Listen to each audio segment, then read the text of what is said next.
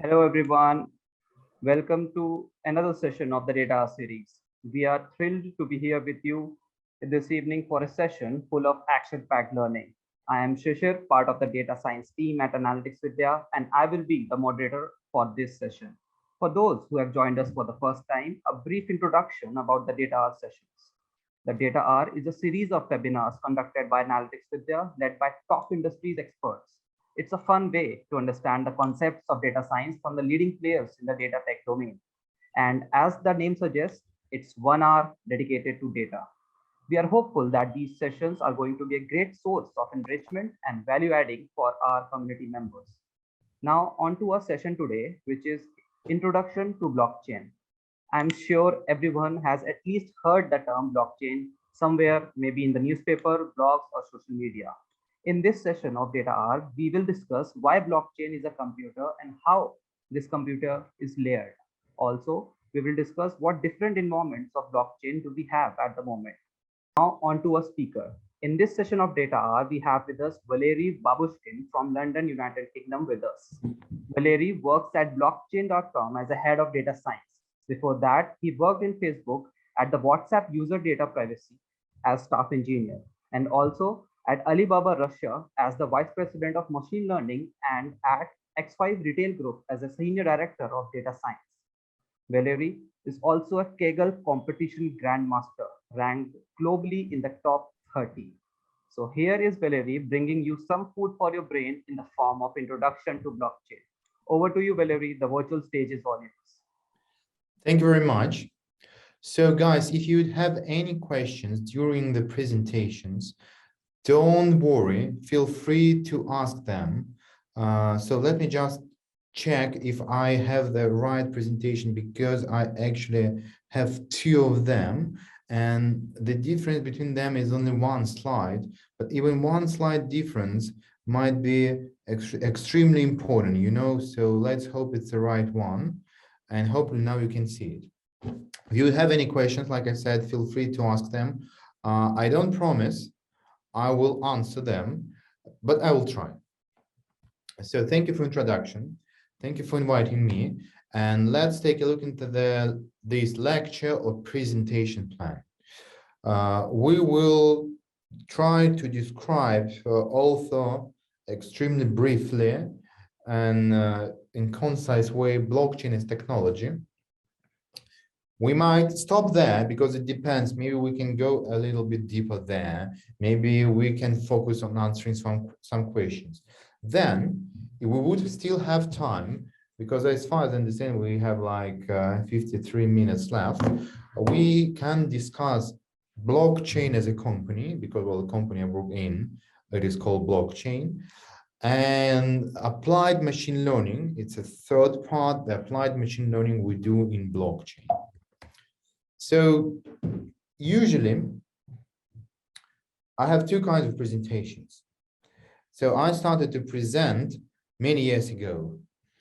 And originally my presentation was like plan, presentation, thank you slide.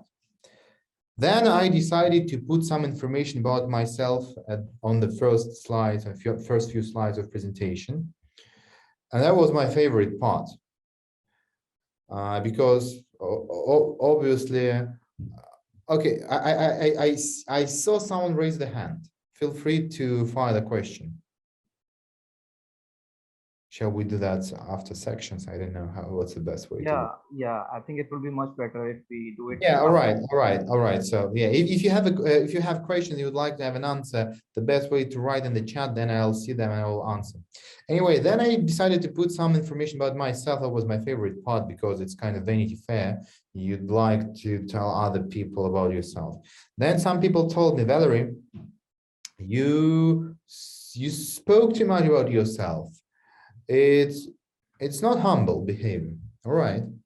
Then I decided to remove this and I was doing good for a while. Then we were conducting a series of system design and machine learning system design interviews. And someone asked, okay, the interview was nice, but who are you to judge?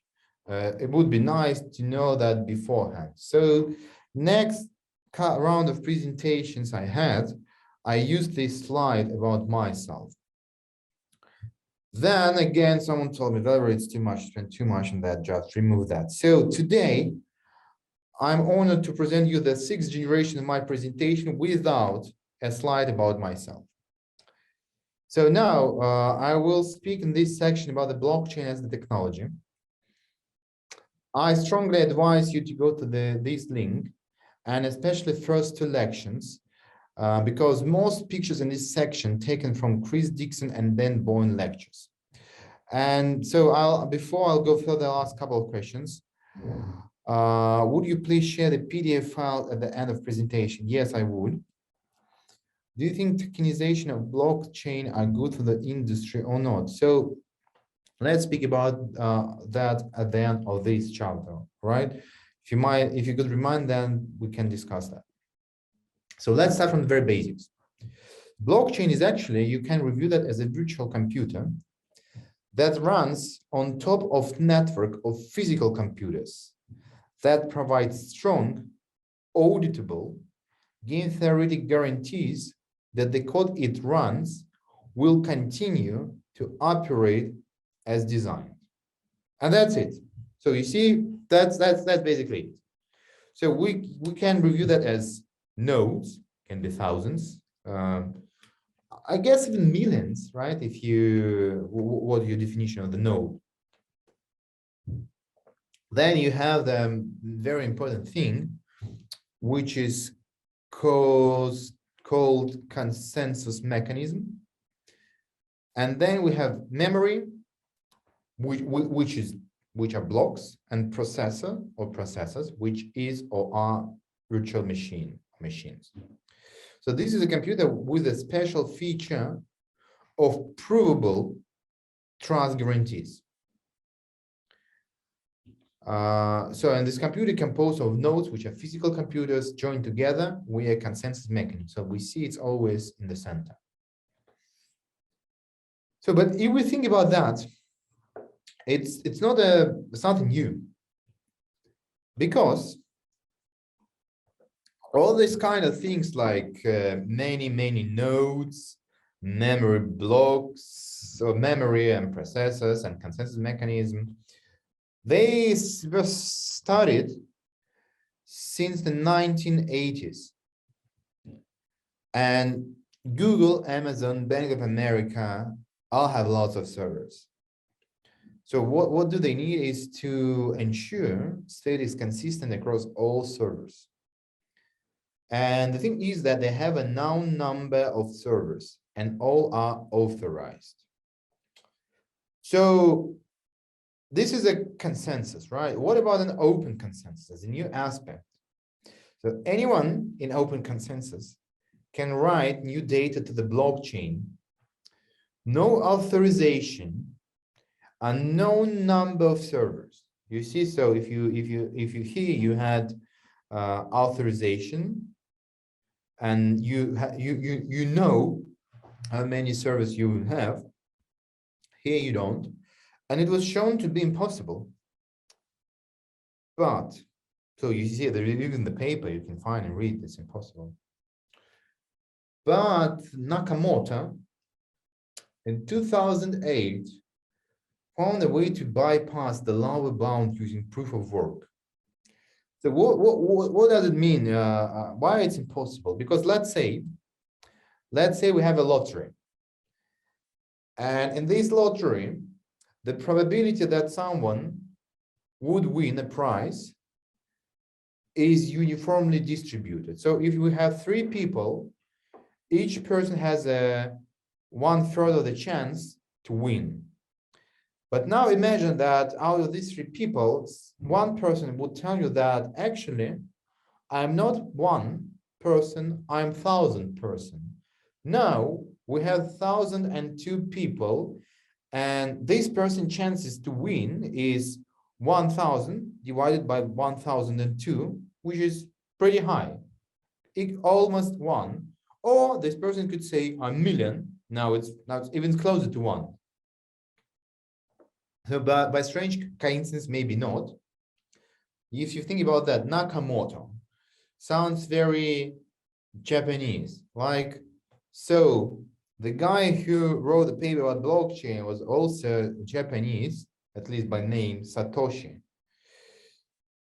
So, some coincidence. And how it was solved? It was solved by proof of work, right? So what is a proof of work? Do you guys know what is it?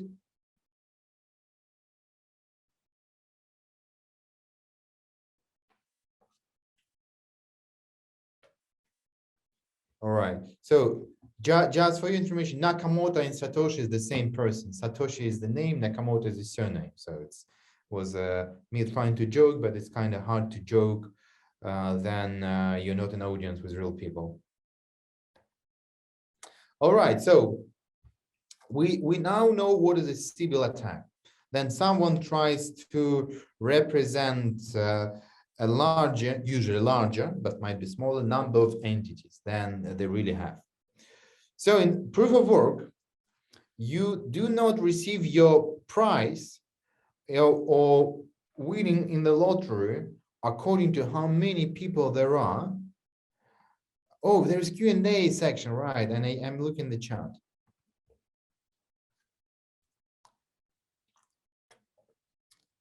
So, all right. Okay, how can we solve that? Let's give the prize not according to the number of people, but according to the actual work these people or entities or machine have done. So you could try to fake and say, look, I'm 1 million people, but in proof of work, you have to do a work of 1 million people. So that's what actually both Bitcoin and Ethereum are doing right now. They are doing some work, which we call mining. They're solving some puzzle to create the next block. And that's why each party have a chance to receive the winning in the lottery or block according to their capabilities to calculate or to solve the puzzle. The problem here is obvious. It is slow and it wastes energy. So what else? Proof of stake. Fast block creation, no energy waste, more complex, however. 5 years ago, I was reading the paper that Ethereum in next month or two would switch to proof of stake. 2 months ago, I read a paper that Ethereum would switch in months or two to proof of stake. So probably this shows you that it's not that easy to solve that but probably by the end of the year, Ethereum would have this proof of stake, where you prove that you are as many entities as you claim to be by having stakes, by having, let's say, money. Another thing is proof of space. Instead of making some kind of puzzle solving, you can just prove that you have enough space, meaning that you have enough machines, enough entities.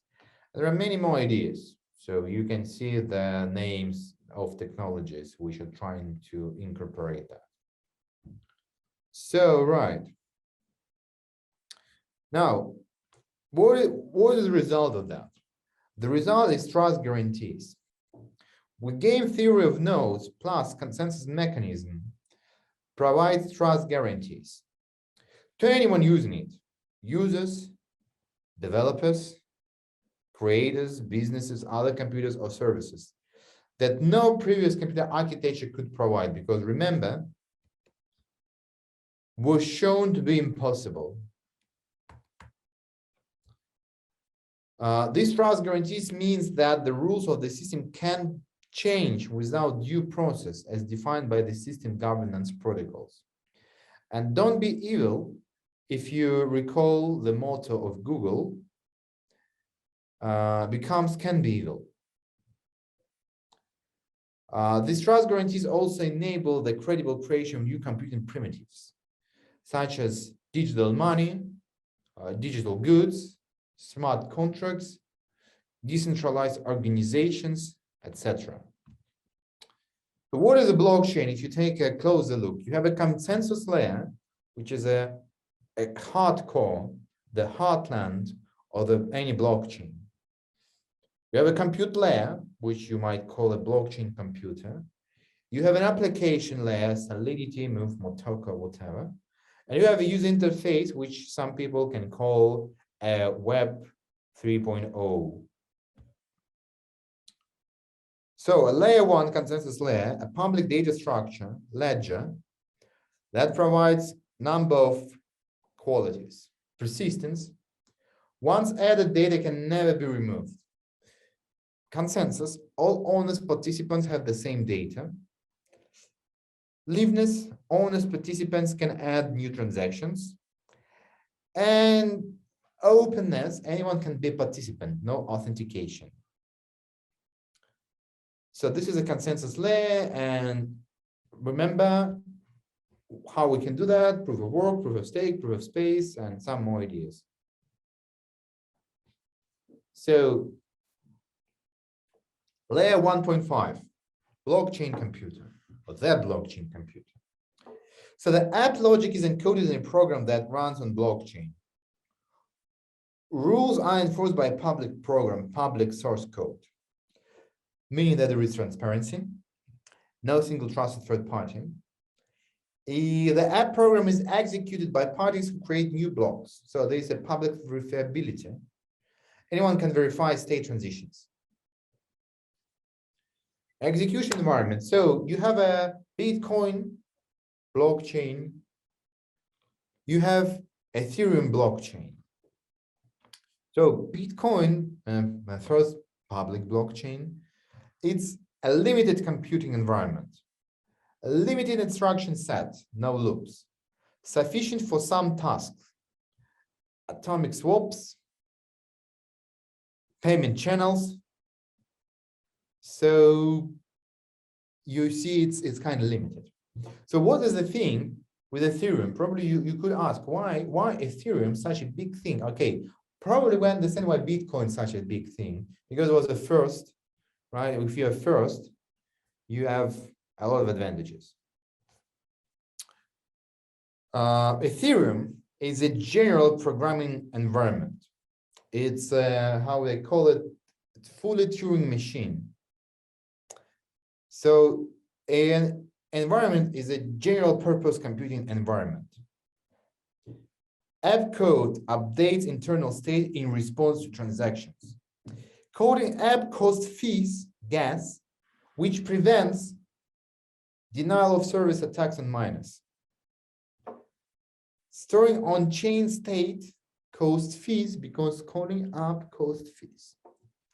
Anyway, actually, anytime you're doing an application on blockchain, you actually try to write to blockchain as rare as possible, because writing to blockchain is a very costly operation.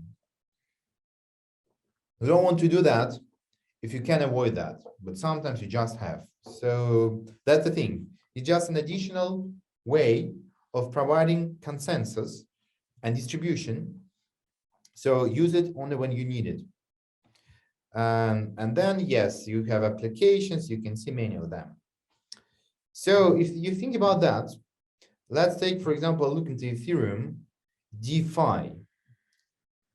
You can see that there are many things here: credit and lending, insurance, stable coins, prediction markets, marketplaces, derivatives, KYC, infrastructure, exchange, investing, custodial, payments, so many things, so many things. But if you, as old or older than I am, then you might recall this, right? We had all that stuff. Over the time, this stuff converged to this stuff, right? So it looks kind of similar, right? All this stuff.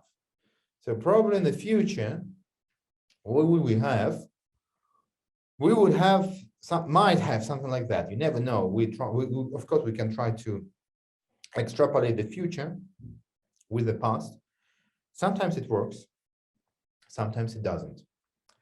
So before moving to the chapter 2, let me answer some questions for chapter 1. What do you think, Ram? Or should I go to the chapter 2 and then chapter 3, which are kind of different? You can take up a few questions, maybe. All right. So can you please highlight the drawback of blockchain?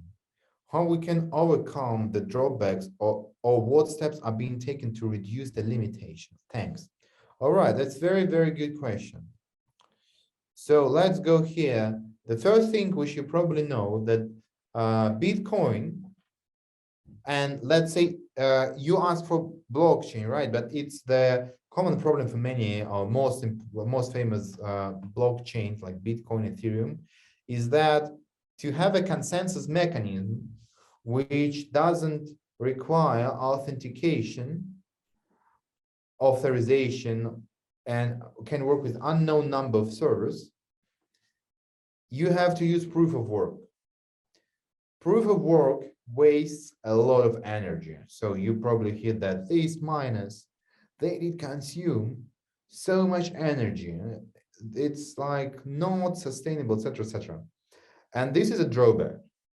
So how can we overcome? People try to move to proof of stake, which will definitely fix some of these.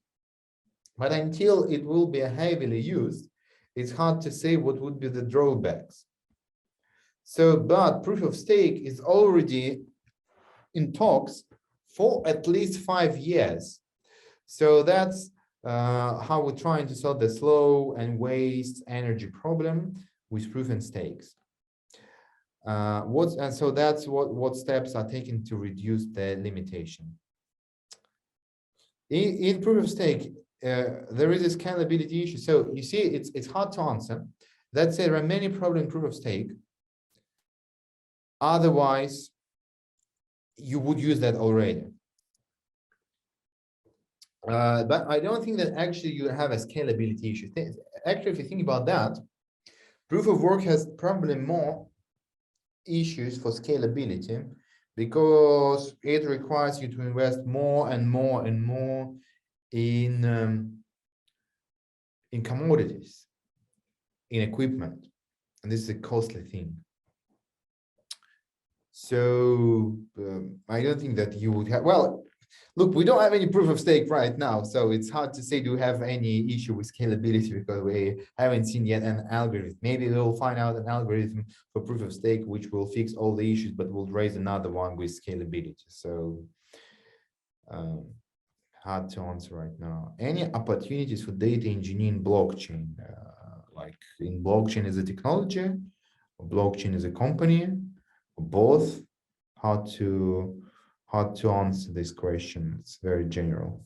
All right, so why do we use the techniques in current field? Well, we use them for wherever we need to have a trust guarantees. And if you think about that and you have a bank account, or you have any kind, so if you have money and you transfer them, this is a trust issue, right? If you have insurance or any kind of agreement, a contract, that's trust guarantee you're asking for. So it's always about the trust if you think about that in that sense. So Famila Rufi, I asked 4 questions, but you didn't answer the questions. So let's take a look into your questions. Look, I see 2 of your questions, but they both about you will provide any other certificate attending the webinar. I provide nothing. And I ask 4 questions, but I see no questions apart from the certificate. But at least I answered that, right? Now you can't say that I did answer no question. Could you please share the languages required to build blockchain technology? So, I mean, you can build your own blockchain using probably whatever you want to build. I don't know in what original Bitcoin is written, to be honest, but it's you can go to the GitHub or probably find out.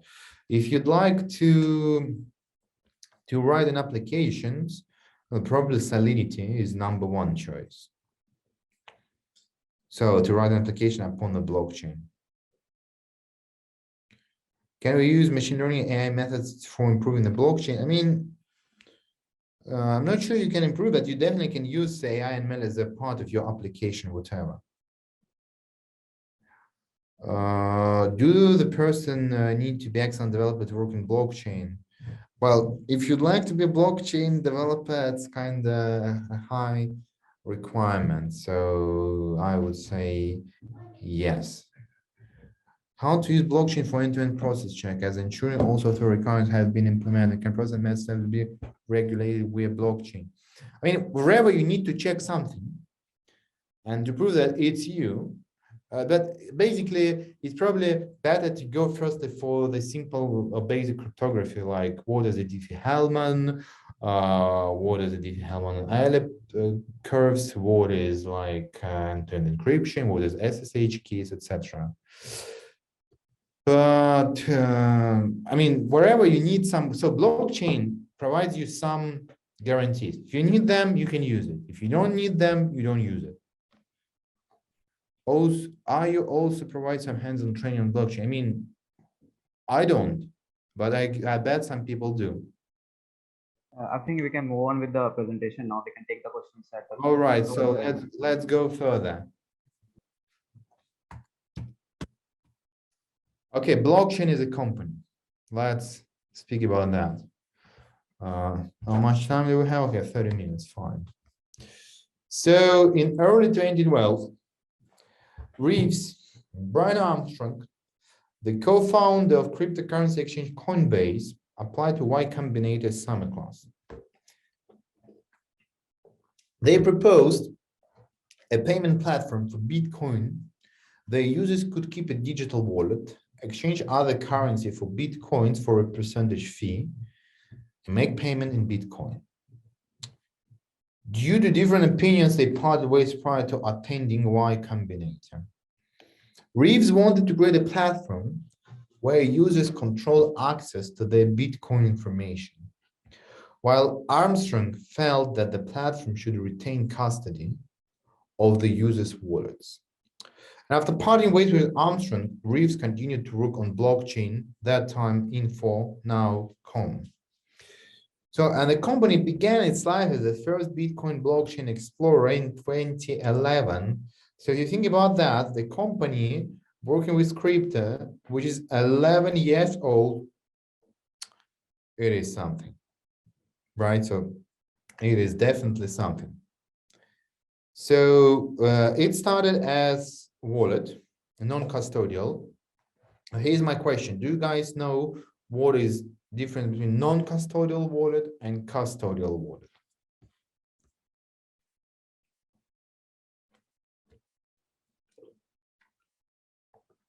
All right, so no. Okay, one no is enough. So here's the difference. So imagine you have some money in the bank, right? The bank actually can freeze or suspend your money anytime, right? So anytime bank decided to do that, you have no access to your money. Also, you could try to send your money to someone and the bank can refuse to operate with this transaction.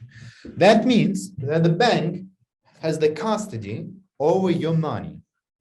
And if you think about that, are these money, or monies, how we say in UK, are these monies really yours or not? Because so you have an access to them, but you don't have the control. The bank can do that. You could say that the money you have control of are the money you have in your pocket, right? To some extent, yes. So because government, so let's say you have some banknotes, but the government could say, now we have a new design, or now we do not accept, I think something like that was in India, right? Like we do not accept now the like 5,000 rupiah banknote or something like that. I don't remember exactly. I saw the news like 3 or 4 years ago. So yeah, demonetization. So efficiently, what government said, even so, your money turned out. Oh, thank you, 1,000 rupees or 2,000. I mean, that's. But anyway, okay, it was a big note, right? And government said we don't accept it anymore. All right. So now is the question: whose money Whose monies are that? Probably not yours, if government can say, not anymore. So those is an example of custodial. What is a non-custodial? Non-custodial means that nobody, nothing, no entity can prevent or withhold money from this wallet. Well, I mean, technically, they could still catch you physically and force you to do that, right? So, and non-custodial wallet, it's a wallet on actual blockchain. Only you have an access to that, meaning that if you forgot the password, Ankur, I will answer your question a bit later. So if you're non-custodial, nobody has access to that. Nobody can do anything except for you. But if you forgot the key to your wallet, no one can help you because no one except for you has access to this wallet. So you see, that's a problem. So and that's how we did start. We started as a non-custodial wallet insofar we're still the most widely used non-custodial wallet. So like third of blockchain transactions went through us. Also, then we opened an exchange. We have an explorer, which we started as crypto trading, venture, and many more. And before I go further, so let's take a look with the case of non-custodial wallets, saying that the users have the full control of their money funds is only the half picture, right? Because the user are also entirely responsible for their funds and key. Yeah, I mean, you're right. I think I added that if you lost your keys, you can't use your passport, ID, or whatever, come to the bank and say, hey, that's me, please restore access. No access. So can we build social network on blockchain? I think, yes, if you need these portals which blockchain provides you, yes, you can. Like decentralized. What would be the first step in learning about blockchain? Languages, magic balls, etc. How long will it take to us to be using digital currency in day-to-day life? So good question. Good question. I would say the first step would be to read the blockchain white paper, write out everything you wouldn't understand, and Google it, and go further. Write the Ethereum paper. Try to maybe learn, I don't know, Solidity or Solana. Okay, but I'm no blockchain developer, to be honest. So yeah, Solana. So you see, Solana was the question, or it was your suggestion, Uncle? I'm not sure I pronounced your name correctly. Sorry for that. How long would it take for us to be using any digital currency in day-to-day life? So it's a good question. This Friday, I'll fly to Argentina, to Buenos Aires. People there, people in Latin America, they use crypto heavily in their day-to-day life already. Because the inflation they have in Argentina, for example, is like 50/100% each day of each year. 100% each day is too much problem, but probably in Venezuela it might be 100% every day. So they have 50/100% inflation every year. So that's why people there are very fond of cryptocurrency. So yes, I think you already can do that in day-to-day life. So what if something happens to me? So I guess you are asking what would happen to your wallet if something happened to you. Well, you can write down all your private keys on the paper, and this paper can be just a part of your heritage to people, to your eyes. So you could just give them an access. But if you wouldn't do that, it will be just frozen blockchain forever. So yes, that's the thing.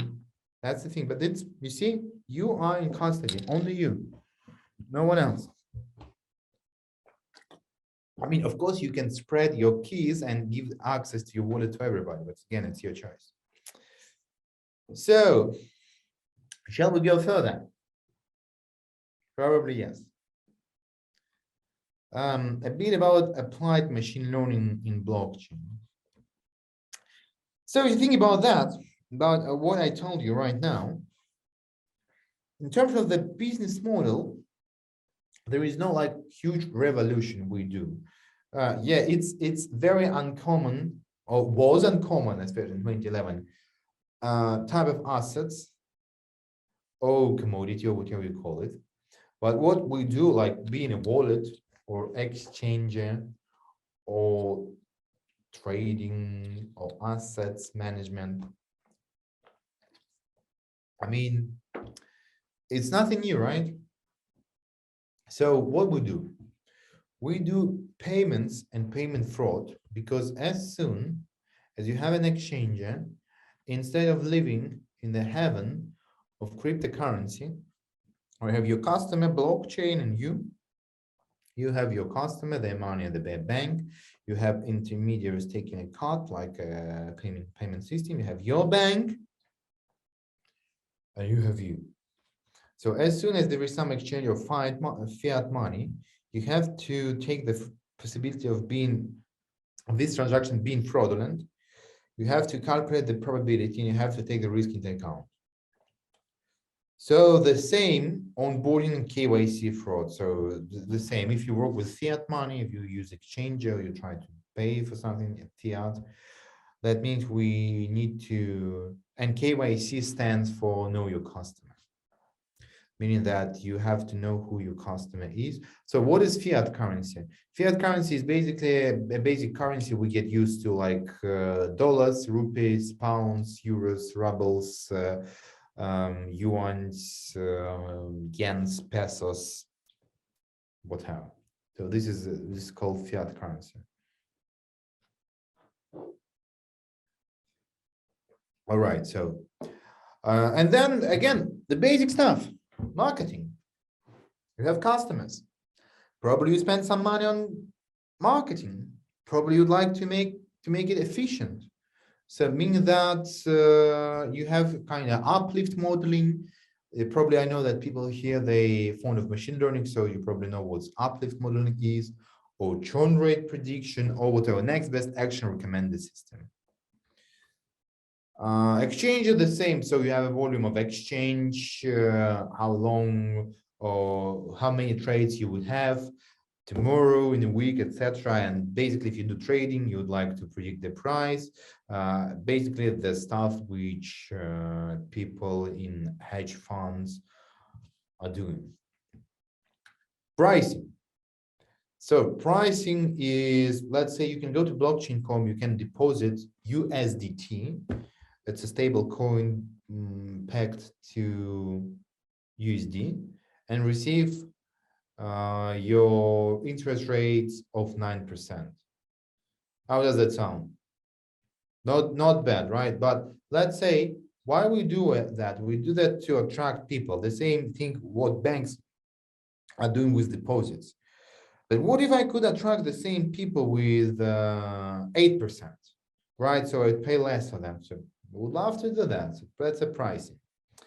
And lending, well, it's basically you need to, if you'd like to lend some money, you need to understand whom you want to lend and what and why, and just understand what would be the end after that. So another question, how long we will stay there if no one claims the wallet? Forever. Forever until this blockchain exists. What happened to lost wallets? Do they remain after a certain amount of time? No, they're not removed after a certain amount of time. They'll stay there forever because they're written in blockchain. And if you take a look into the presentation, persistent. Once added, data can never be removed because every next block is conditions upon the previous one.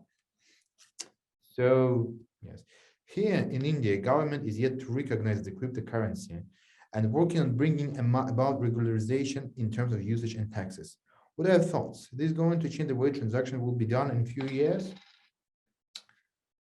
So this is not an easy question to answer.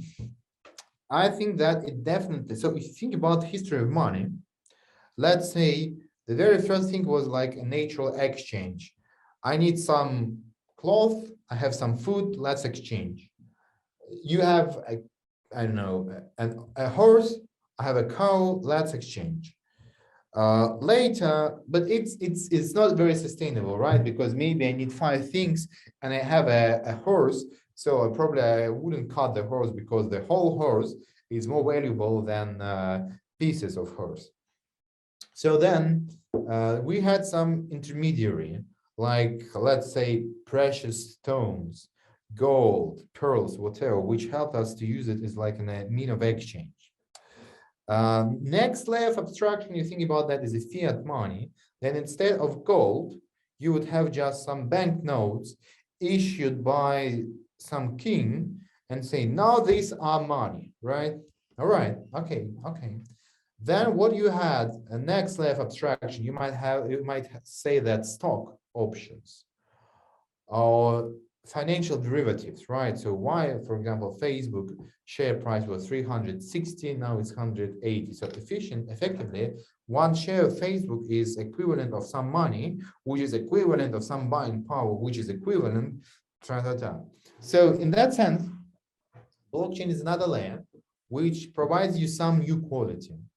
Decentralization, non-custodial accounts, and it's quite quick and trust guarantees. So I would say that some of these will be adopted for sure because it's still good. On the other hand, if it's decentralized, you know that government doesn't want to give the power over money, right? So if I'm government, I control money, at least money in my country. So would I given full power to nobody? So at least they don't want to do that. But there will be some regularization, there will be some taxation. You already can see that, but it's always like that. Government is always slower than technology, than people. The same thing with internet. Then it appeared, it was a wild west. It took like 20 or 25 years to regulate it. So of course it will take, and it's still not fully regulated like real life. So it will be the same with crypto. Probably it's sometimes it's much harder to regulate crypto than it was for internet.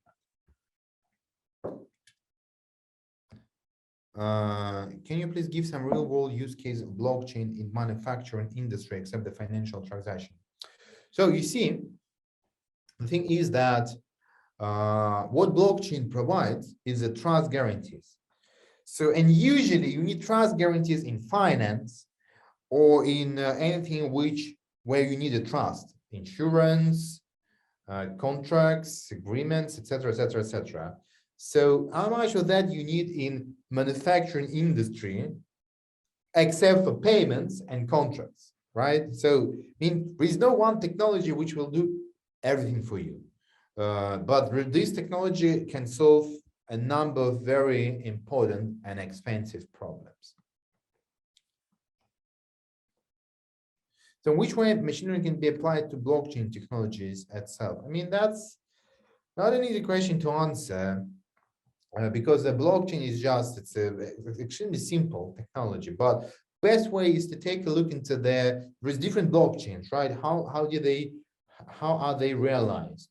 What do they do? Maybe there is something which might be improved through that, but I'm a bit skeptical about that because the technology by itself is quite simple. Where we can use, so that's the thing, where we can use blockchain in healthcare. Well, we can use blockchain as a way to collect the data, transmit the data.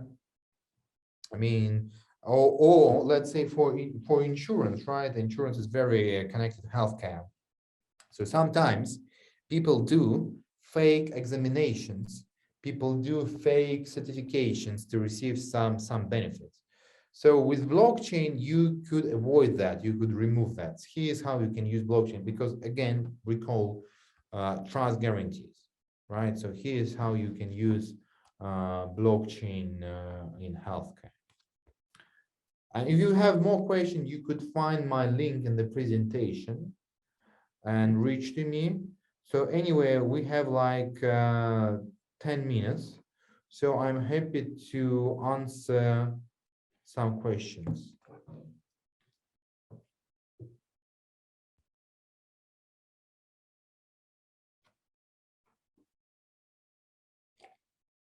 So Serge, I see a question about how can blockchain be used in industrial chemistry.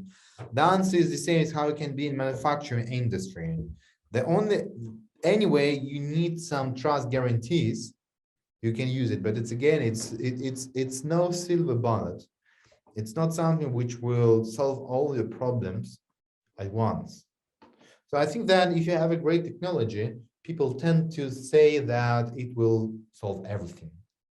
It's so good, it will blow your mind. Nothing is better than it. It's not truth usually, right? So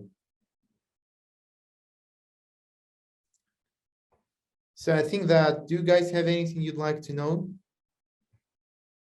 Or we can just finish here.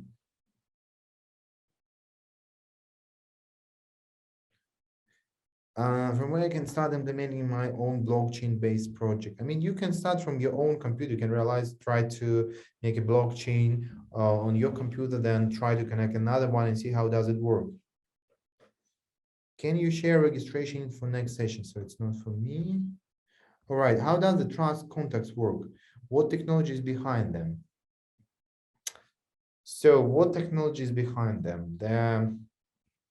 The consensus mechanism, which is defined by proof of work and proof of stake. Well, let's say proof of work. So if you'd like to add something, you have a chance to do that, which is, let's say, proportional to amount of computing power you have. Also, you have to sign the block with your private key, and this operation has to be confirmed. And this operation conditioned and dependent on all the previous operations. So if you have a block which doesn't have the same operations as all the previous one, it wouldn't be verified. So this is what the technology behind when the proof of work consensus mechanism and verification mechanism. Yes, can we build a social network on blockchain? Yes, we can. But again, if we need that, but you could build, so you see, decentralized and blockchain, even though they're very close, it's not always the same. Is the underlying blockchain implementation for this the same for all? Is it open? So it's not exactly the same for all, because if you take a look, you can see that Bitcoin, blockchain, and Ethereum are very different. Ethereum is a full Turing machine, while Bitcoin is not. But I guess there are some open source basic blocks which you can use. So what kind of software package do we use to solve the problem? What kind of problem? How long would it take to become a blockchain developer? I have no idea, from 6 months to 6 years. Oh, how does the trust contracts work? So you have this Ethereum, which has this consensus mechanism, consensus layer, and you have some logic which programmed on application layer and embedded in this Ethereum, and then you have an app, calling an app costs fees, gas, and everything is coded there.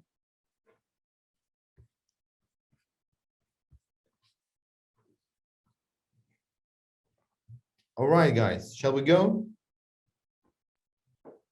Thanks a lot, Valerri. On behalf of Analytics Vidhya, I would like to thank you for your time and for delivering such a wonderful session. I'm sure our audience found it insightful, and hopefully we can conduct more such sessions with you in the future.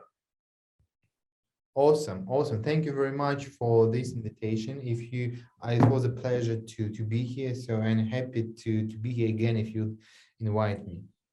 Definitely. We'll get in touch with you. Thank you. Thanks a lot. Thank you. Take care. Bye. So this webinar ends here.